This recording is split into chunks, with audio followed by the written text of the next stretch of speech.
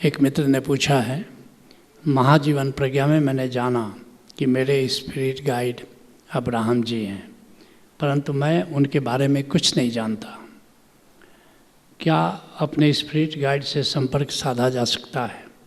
यदि हाँ तो कैसे? कृपया ये भी बताने की कृपा करें कि स्पिरिट गाइड मेरी आध्यात्मिक यात्रा में कैसे सहायता कर सकते हैं।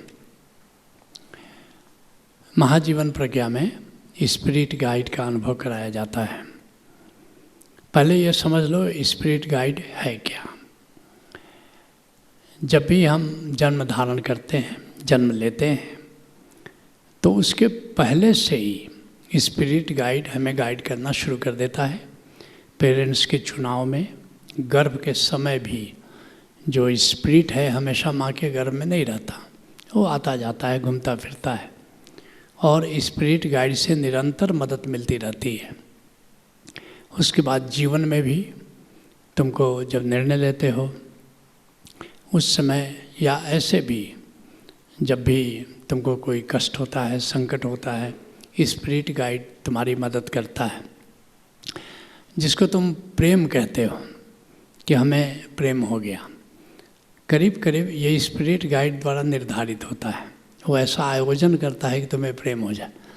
ऐसे समझो अरेंज्ड मैरिज में जो नाई और ब्राह्मण का काम पुराने ज़माने में होता था कि लड़की की शादी लड़के वाले से यहाँ जा कर के, जिसके पास लड़के हैं उसको बताता था लड़की कहाँ अच्छी है, वही काम स्पिरिट गाइड करता है।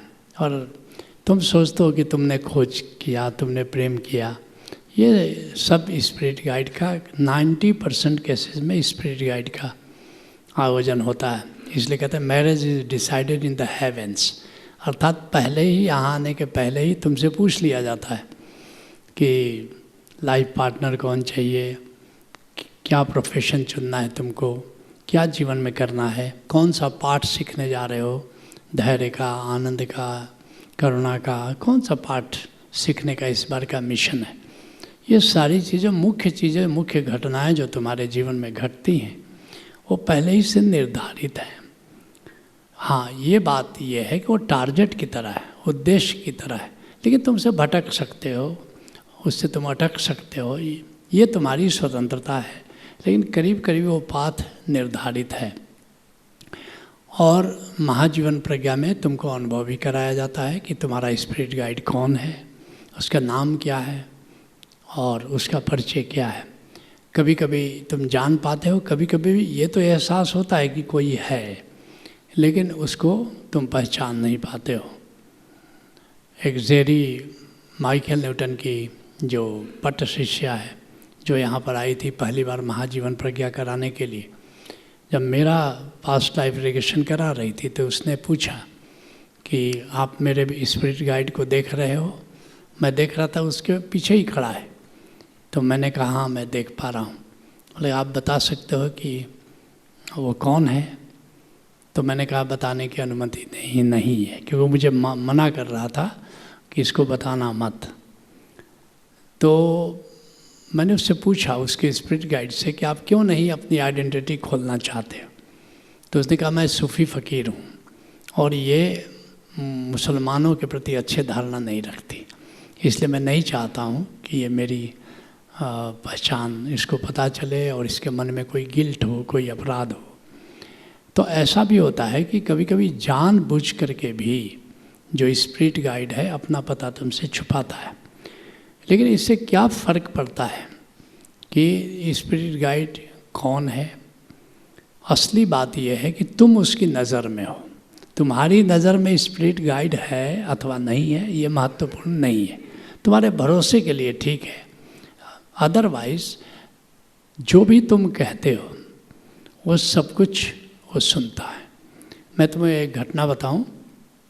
80 के दशक में सूफ़ी बाबा शाह कलंदर, जो मेरे सूफ़ी गुरु हैं, वे कई मज़ारों पर, सूफ़ियों के मज़ारों पर, कलंदरों के मज़ारों पर मुझे ले गए और इसी क्रम में मुझे पानीपत ले गए।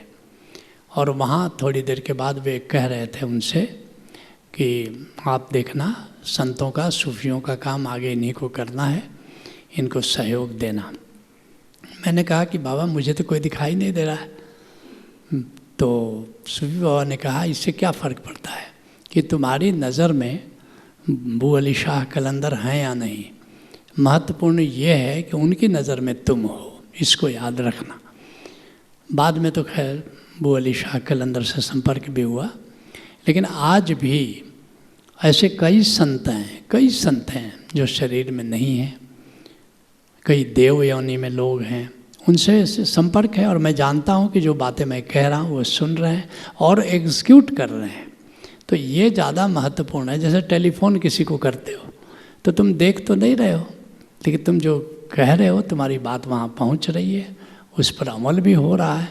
तो ऐसा ही समझो कि तुम्हारा और स्पिरिट गाइड का जो संबंध है वो टेलीफोन जैसा है। तुम जो भी कह रहे हो वो बात तुम्हारी सुनी जा रही है। जितना सहयोग दिया जा सकता है तुम्हारा स्पिरिट गाइड उतना सहयोग देता है, और धीरे धीरे इस पर तुम्हारा भरोसा बढ़ता जाता है। तुम कहते हो मेरे स्पिरिट गाइड अब्राहम जी हैं, हो सकता है अब्राहम लिंकन हो या कोई और अब्राहम नाम का दूसरा कोई फ़कीर हो, तुम्हें उनसे मदद मिल रही है, ये अच्छी बात है। और भरोसे के साथ तुमको जो भी कहना है, धीरे धीरे जो ओशोधारा की जो कार्यक्रम है उस ऊपर चलते चलते जब चरय वेति में पहुँचोगे तो वहाँ से अनुभव होना शुरू होगा कि तुम गोविंद को भी जो बात कह रहे हो गोविंद सुन रहा है, तुम्हारी हर बात गोविंद सुन रहा है, या और भी जो शक्तियाँ हैं वो तुम्हारी बात सुन रही हैं। और ये भरोसा क्या कम है कि तुम इस अस्तित्व में अकेले नहीं हो, तुम्हें मदद करने वाले, तुम्हें सहयोग देने वाले इतने लोग हैं, इतनी शक्तियाँ हैं, साक्षात गोविंद है। इससे बड़ा आत्मबल पैदा होता है। और एक दिन तुमको पता चलेगा कि प्रभु की कृपा बरस रही है, प्रभु की कृपा का बल तुम्हारे साथ है, ब्रह्म बल जिसको कहते हैं। संतों को जो इतना निर्भीक देखते हो, इतना आत्मविश्वास के साथ देखते हो, इतना आनंदित देखते हो, इतना निश्चिंत देखते हो, इतना निर्भय देखते हो, उसके दो ही कारण हैं। संतों में आत्मबल बहुत होता है और संतों में ब्रह्म बल बहुत होता है। वे जानते हैं कि मेरे साथ ब्रह्म कृपा का बल है, ब्रह्म की अनेक शक्तियों का हमें समर्थन प्राप्त है। और साधना करते करते एक दिन तुम भी आत्मबल और ब्रह्म बल को रियलाइज़ करोगे, और उस दिन देखोगे एक सम्राट की ज़िंदगी होगी। चाह गई चिंता मिटी मनुआ बेपरवाह, जिसको कछु न चाहिए सोई शहंशाह, क्योंकि तुम्हारे चाहने के पहले ही वो तुम्हें मिल जाता है। Let's acknowledge.